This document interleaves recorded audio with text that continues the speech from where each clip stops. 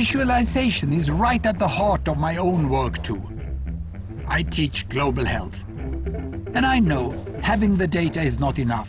I have to show it in ways people both enjoy and understand.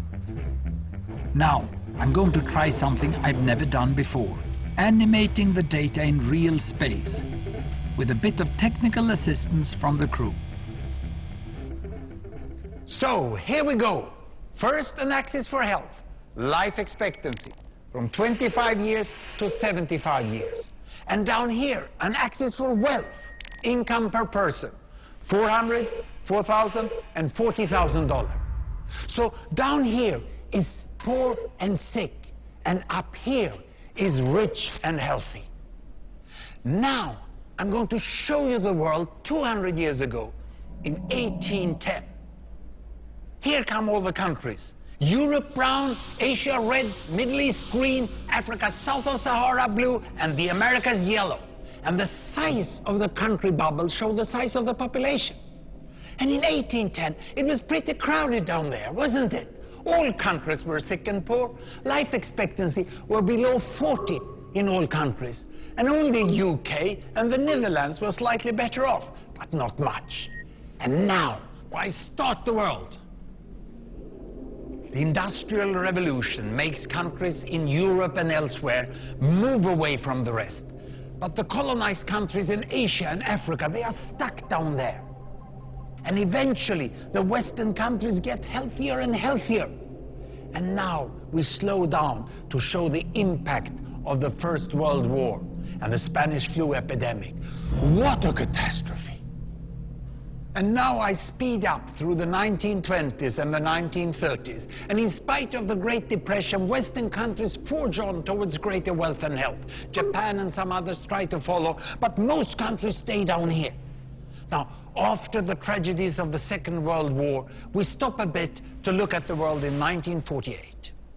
1948 was a great year. The war was over, Sweden topped the medal table at the Winter Olympics, and I was born.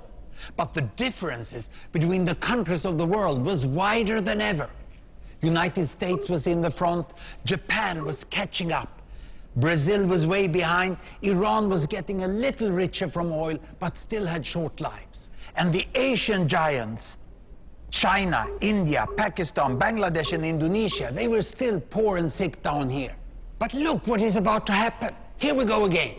In my lifetime, former colonies gained independence, and then finally they started to get healthier and healthier and healthier. And in the 1970s, then countries in Asia and Latin America started to catch up with the Western countries. They became the emerging economies. Some in Africa follows. Some Africans were stuck in civil war and others hit by HIV. And now we can see the world today in the most up-to-date statistics. Most people today live in the middle, but there are huge differences at the same time between the best of countries and the worst of countries. And there are also huge inequalities within countries. These bubbles show country averages, but I can split them. Take China, I can split it into provinces. There goes Shanghai. It has the same wealth and health as Italy today. And there is the poor inland province Guizhou. It is like Pakistan. And if I split it further, the rural parts are like Ghana in Africa.